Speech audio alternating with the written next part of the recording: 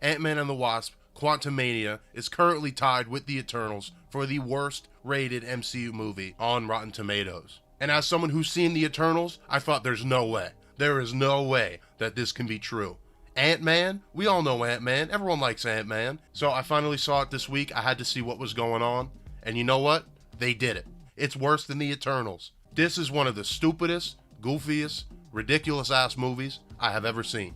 And with that, welcome to Scoopman 5000. We're going to talk shop about Marvel and DC. Make sure you like this video and leave a comment and subscribe. So let's get it. So I was going to originally try to really write some stuff down and figure out exactly what was wrong. But instead, I think I'm just going to go through the movie as it happens. I wrote some notes during the movie, and we're just going to slowly see how bad it can really get. So we start out in the movie. Ant-Man is living his life, walking the neighborhood, being a goof. He's reading books to children. He wrote his own book. Meanwhile, his daughter Cassie, she's all grown up. She's out here getting arrested because she's protesting and throwing pin particles around. She's some kind of a freedom fighter, a social justice warrior, if you will. On the car ride home from the precinct, she says, "The police took away the homeless people." So that's Cassie's character. Scott and Cassie, they go home, and it's Hank Pym, and it's the Wasp, and it's Janet. Now, Cassie has conveniently been working with the Wasp and with Hank Pym on communicating with the quantum realm. And the two people that have been there, Ant-Man and Janet, they're like, "Please stop, what are you doing?" Now they go into the secret lab. They're gonna look at the quantum teleporter. Right before everything goes wrong, we have one thing to note. Hank Pym is working on ants, and I promise that's very important. They got blue LEDs on their head, and they're very smart. This will come up later. So, of course, something goes horribly wrong. Janet says, "Turn it off," but nothing works. Everyone gets sucked in, and we're in the quantum realm. And at this point, I'm like, yeah, it's not bad. It's an Ant-Man movie. I'll bring it up now, and I'll try not to elaborate further. CGI. Everyone's going to be commenting about the CGI in this movie. Yeah, it looks bad. That's a dead horse. But, you know, you got to think about it. You think about these horror stories about the Marvel sweatshop artists. And it's for this stupid, goofy, Shark Boy and Lava Girl, Fortnite cubed island, and you're sweatshopping these people? It doesn't even look alien. It just looks ugly. It looks like bad sci-fi. There's no through line with the design. It's not like you're looking at some Giger aliens. So Scott and Cassie, they're stranded. They end up at the Fortnite outpost, and they can't understand anyone. They're all aliens. So of course they can't understand them. Until they meet the pink alien that's made of language juice. And they drink the pink alien, and Cassie has a pink milk mustache, and now they can understand languages. Because they drank the language juice. Meanwhile, Janet, Hank, and the Wasp, and then Janet calls over a avatar banshee, and her hand floats on top of it. And then everyone floats on top of it. They fly away to the cantina, and they meet Space Bill Murray. And I think the only reason we're supposed to be excited is because it's Bill Murray. But in terms of this movie, I don't know why he's there, and why do we care?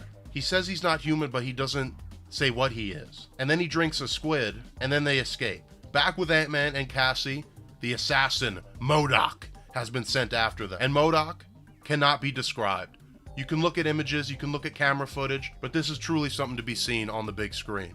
We've all seen the Shark Boy and Lava Girl comparison, but even that really doesn't do it justice. Somehow he's the best part of this movie. So Ant-Man and Cassie, they get captured, and that brings us to Kang. And Kang sucks. And I'm even talking in general. Kang sucks. He's goofy as hell. He should have never even been brought into live action. I digress. Kang talks about nothing for a really long time. He's seen all the time. Time means nothing. He kills Avengers. He's so awesome. He explains how Janet Pym broke his quantum teleporter. Janet Pym touched Kang's brain and saw that he was evil and he was blue. So she destroyed the quantum thing. And then Ant-Man gets threatened, and Kang says, "I will threaten you with your daughter unless you get my quantum drive." So then Ant-Man does it, and there's this ridiculous sequence, and he turns into multiple Ant-Mans, and Ant-Man does it. It's at this point I realized the Wasp should not have been in the title of the movie. The Wasp does nothing in this movie. The Wasp is a non-factor. She has been completely replaced by Cassie and has no reason to be in this movie. So the Wasp and Janet and Hank Pym, they all meet up together. They're about to do the big trade, the quantum drive for Cassie, and then Kang's just like, nah. He was pretty reasonable up until this point. Like, he was a villain, he was threatening Ant-Man, but he made a deal. And then Kang's just like, yeah, your daughter's gonna stay here actually. For no reason. Why? Why? And this guy, this fucking goof with his Darth Vader powers, and he controls all of time, and he's perpetual, and something is coming, and you kill him, and then he comes back, and he sucks. And he makes everything not matter. Multiple times in this movie, Ant-Man or the Wasp or Cassie, you got 3 characters that can do this. They should have grown big and stepped on Kang like a bug. Kill him. There's also multiple times in the movie where information is withheld, like when they didn't tell Ant-Man about the quantum teleporter, and also multiple points where they could just leave. And they decide to stay to help these oppressed, disgusting Fortnite alien people that has, like, literally no effect. Like, I understand they're superheroes, but there is no reason for them to care about this. I feel like I skipped a lot, but let's just get to it. The big final confrontation. And you know what the twist of this movie is? I'm gonna tell you. And I promise I am not making this up.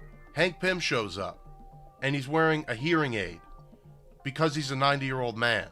Turns out that Hank Pym has been hearing those ants the whole time. Those ants were sucked into the quantum realm, along with the Ant-Man crew. But when they came out on the other side, they evolved 3,000 years, and they invented socialism. And then so they step all over Kang, and then he's defeated.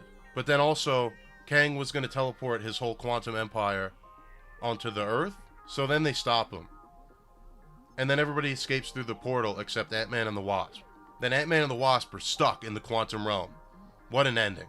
Never mind, actually, because Cassie has created another quantum teleporter in like 3 minutes.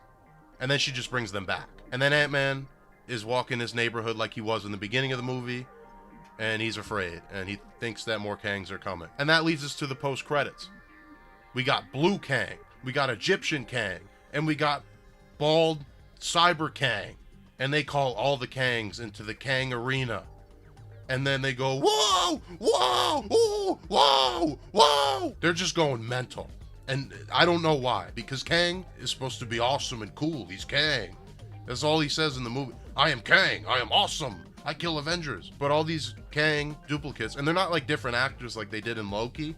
It's all just the same guy. And he goes, whoa, whoa. So then we get the second post-credit scene, Loki and Owen Wilson, and they're in the 1800s, and Kang is there, and he's wearing a mustache, and he's Thomas Edison. And this is the main villain of Marvel now.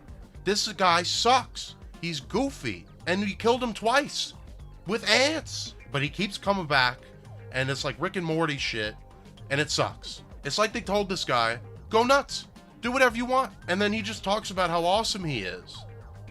And then if you look at him in interviews, he's like, this character, Kang. What are you talking about? Are we watching the same movie? Like, this feels like a vanity project for the Kang actor, but he's just an actor. He was hired to do this. So I don't know what's going on. Kang is the goofiest motherfucker alive. So that's Ant-Man and the Wasp Quantumania. Hopefully, the bad reviews, the box office will make Marvel realize it's not too late. I don't know how these movies work, but we can remove Kang. We can just forget about him. We can have another villain. We can have Dr. Doom or Galactus or something. But this Kang shit is not working. And I must reiterate, somehow it might be worse than the Eternals.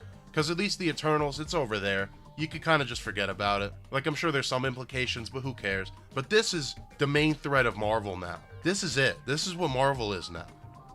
So, I don't know, guys. I thought it was pretty horrible.